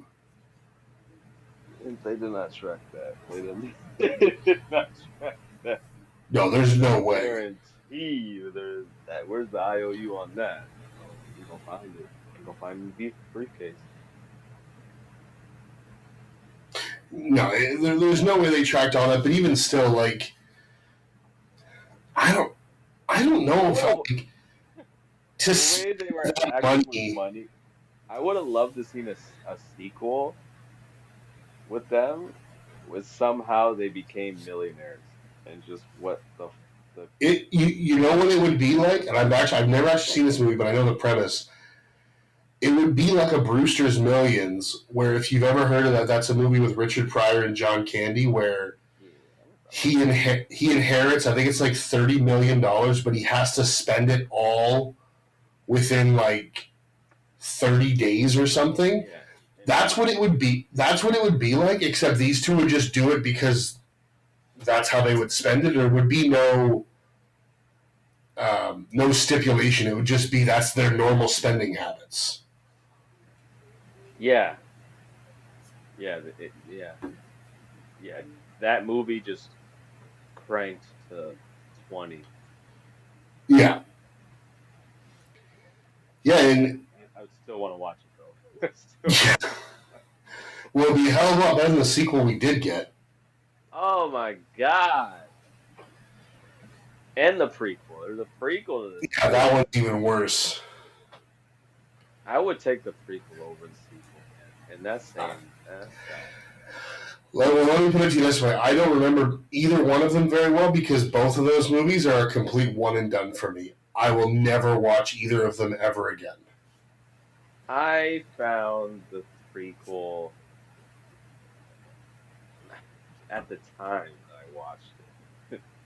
I still was not adult. I was a teenager, or at least going into. I was a young adult at the very least. And there's some parts that I found funny in the prequel. The sequel, I don't remember anything. No, And neither do I. I watched it in the theater. I don't remember where I watched it. I just remember I don't think I laughed once. And when the movie was over, I was like, yeah, never going to watch that again. I just remember being disappointed throughout the entirety of that movie, man. Just sitting in the theater, just like slowly it was just draining me. And yeah, the same verdict as you. Never watching that again. Yeah. Yeah.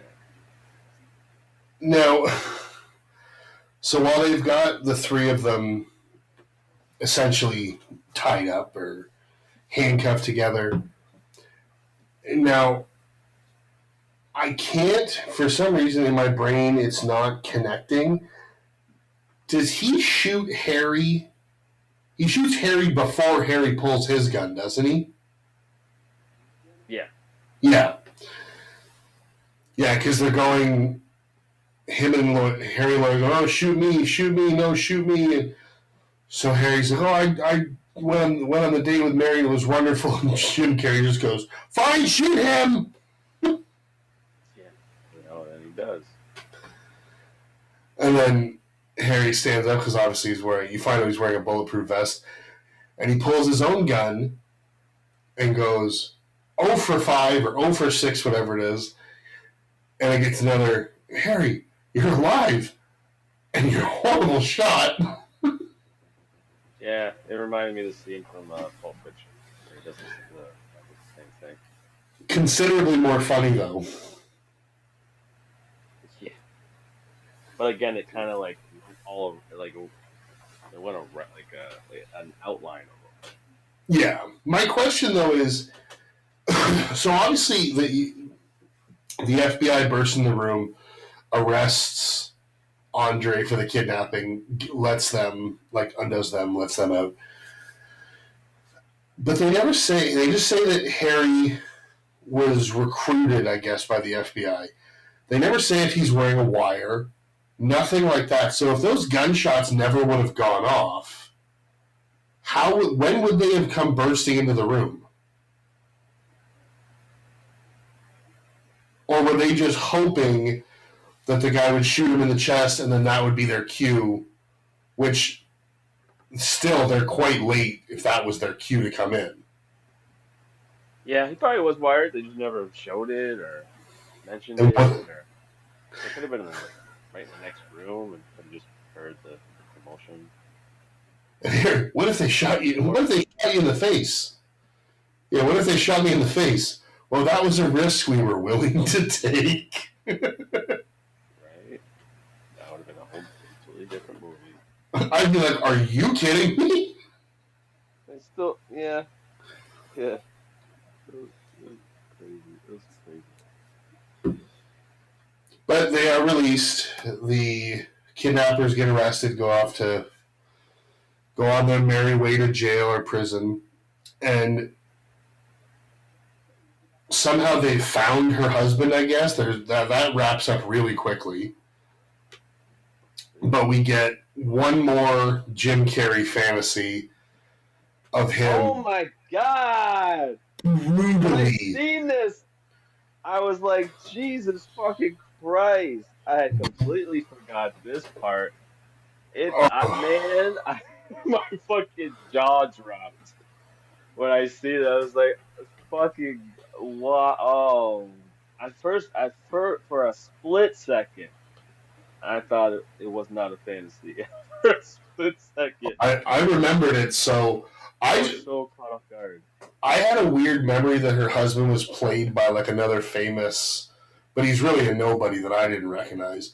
But yeah, this fantasy where he just brutally blows him away.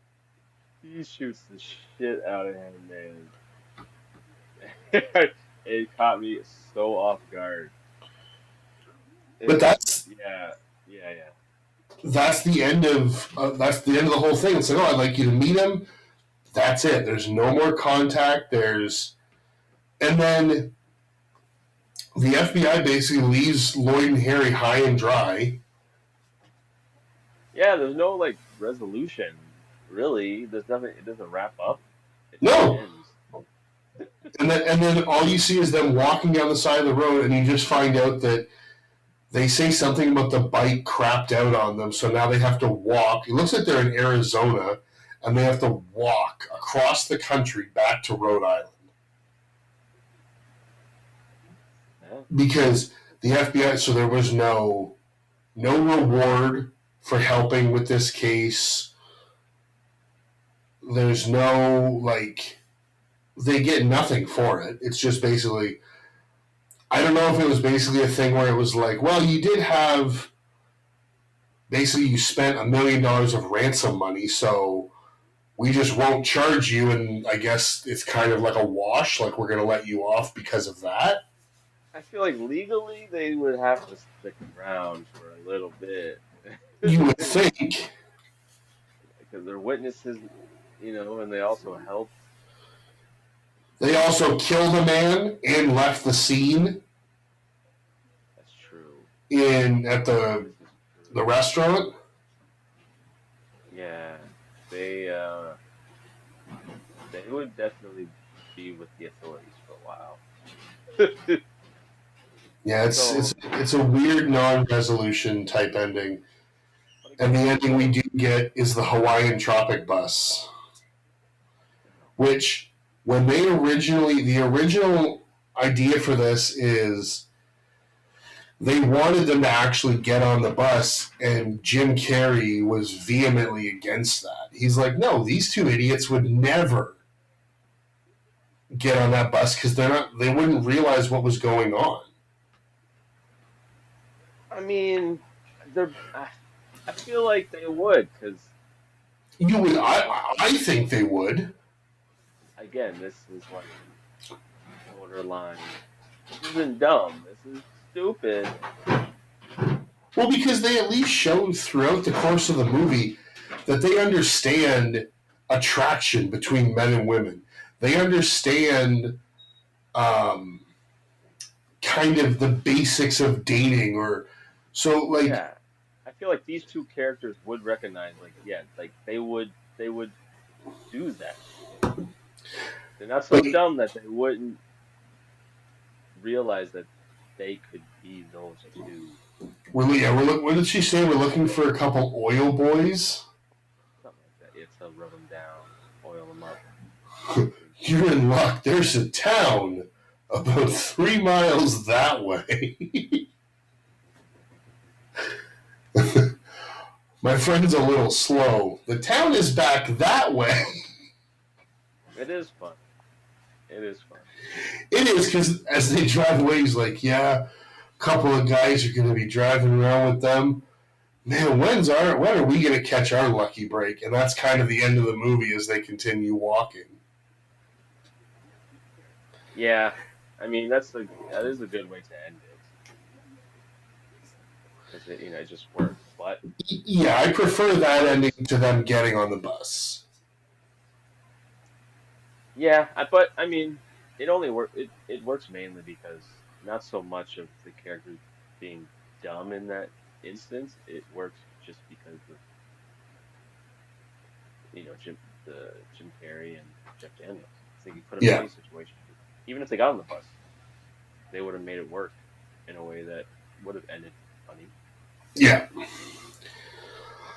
So that's going to bring us to the end of Dumb and Dumber, our first Jim Carrey movie. And as we move into final thoughts, unless there is something that you would like to talk about that we haven't touched on yet. Um, no, no, not yet. I do want to ask you one question. Of all of the quotes that we had discussed before recording and during recording of this movie, do you have a favorite? Probably I like it a lot. I Or say that a I lot. like it. I say it a lot. I don't even realize how much I say it because I'll just say it in my head. It's the most predominant quote. Absolutely. Yeah. Or you're telling me there's a chance would be a close second. Yeah. Yeah, I do find that I use those on a semi regular basis.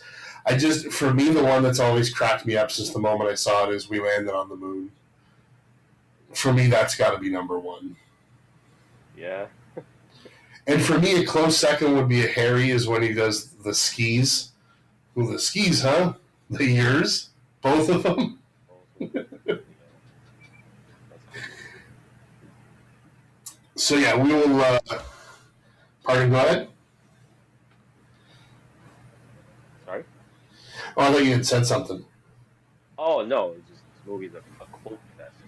Oh, 100%. There's, everyone's probably gonna have an amalgam of different favorite quotes. I think a lot of Jim Carrey comedies are quote fests. Yeah, But especially his era here in '94 with his three hits. It's like most people quote those three out of I quote The almost Mask movies. all the time. I quote the mask pretty up. Yeah. Ace Ventura. But that is going to move us into our final thoughts. And because I had suggested this movie, I will take the lead on this one. Um, Overall, I love this movie. I always have. I always will. It's an absolute comedic classic to me, and what a way for Jim Carrey to conclude his year of dominance of '94. Just overall, the chemistry, the way that Jim Carrey and Jeff Daniels have the ability to play off one another is not only super realistic, but it is absolute laugh out loud funny. The movie is constant laughs. As we said, there's endless quotes. And every time I watch this movie, I find something new that always makes me not necessarily, maybe if it doesn't make me laugh, it at least makes me smile. Gives me something new about this movie that I like and might not have appreciated before. Um, I'm not. This is going to be a complete um, rating based just on my enjoyment of the film. I'm not going to do a critical rating because it's a basic, uh, pretty basic filmmaking for this movie. I feel, but on my sheer enjoyment and love of this movie, I've got to give this an 8.5, and I would recommend everybody to watch this movie. It is, if you've never seen it, strap in because it's going to be one of the funniest things you ever see.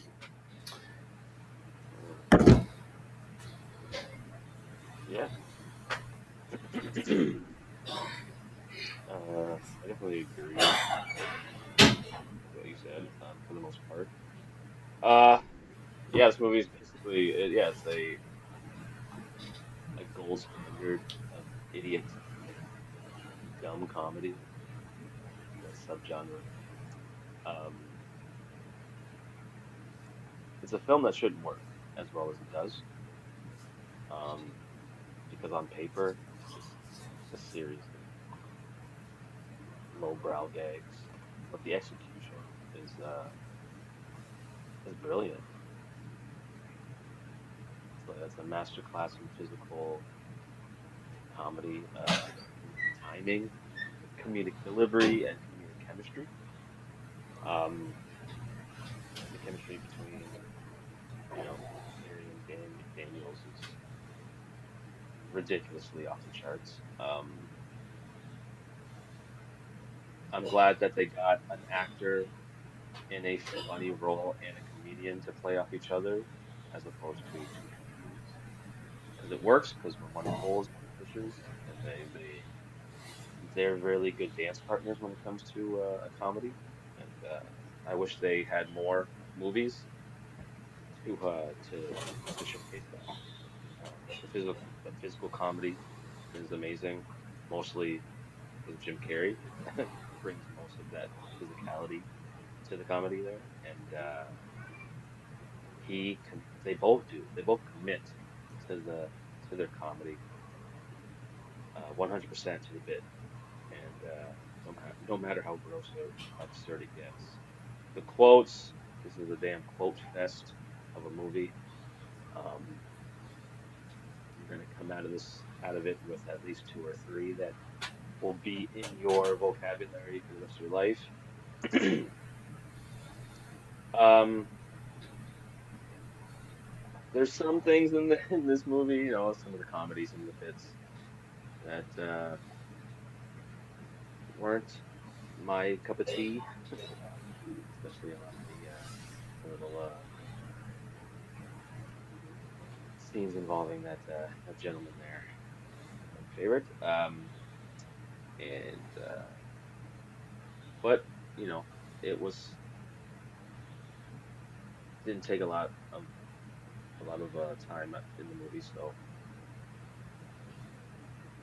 it's fine. And it was a '90s comedy. It was a different time, so I get it. It didn't hold up for me a few moments of the movie. Um, the pacing's incredible. It just the jokes just keep coming, and it hits hard and fast. Um, plot, the villain, the subplot is forgettable. And the movie almost forgets about it for a second there. Um, but ultimately, yeah, man, this is an ultimate comedy, feel good, just throw on. You you will laugh, you will chuckle, you have a good time. Uh, it's one of those turn your brain off and just enjoy what's happening on screen because you will definitely find the majority of the movie fun, and that's why I recommend this. Is when a comedy, most of it will make you laugh because every comedy there's gonna be moments where you don't, but this one, for the most part, you will laugh throughout the movie, and I recommend it, especially if you haven't seen it. Um, some of the newer generation, it's hard to recommend a comedy from the '90s because some of them are a little sensitive when it comes to their subjects. Also, But I would still context tell them, matters. and I would still tell them to give it a shot. Give it a shot and understand that this is the '90s, and some things aren't gonna you, you know be sensitive. That's fine. But I would still recommend it to the younger generation still. Um, I would give this movie a 7 out of 10. Okay. Well, that is going to bring us to the end of our episode on Dumb and Dumber. We will move on next week with our next Jim Carrey movie. Juan, why don't you tell us what movie you have chosen for our next episode? As soon as you mentioned Jim Carrey movies, this was, I think, the first, if not the second movie to pop in my head. Um, Only because recently I've heard a person's perspective on this movie, and it just it gave me a whole new perspective on looking at it, and I haven't watched the whole movie with that perspective, and I'm actually looking forward to watching it that way. Um, my movie, my choice is The Truman Show. Okay. You know what's actually that's really funny. That was going to be my next Oh, really? suggestion. Yeah. So you know what? That actually works out really well. Stole your shit. Yeah, yeah, yeah. I love the Truman Show. It's a good movie, man. It's ahead of its time, and it didn't even know it. Yeah, absolutely. All right. Well, we would like to invite you all to join us next week for our episode of the Truman Show. And as always, we want to thank everybody for listening and subscribing. And we would ask that you go on to Spotify specifically, give us a 5-star rating. It'll really help us grow and get us out to a bigger audience out there. And as always, we would ask you, sorry, to give us a follow on our socials, which will be posted in the show notes as always. And until next time, when we will discuss the Truman Show, take care, everybody. Thanks for listening. Thanks for subscribing. Take it easy. Peace.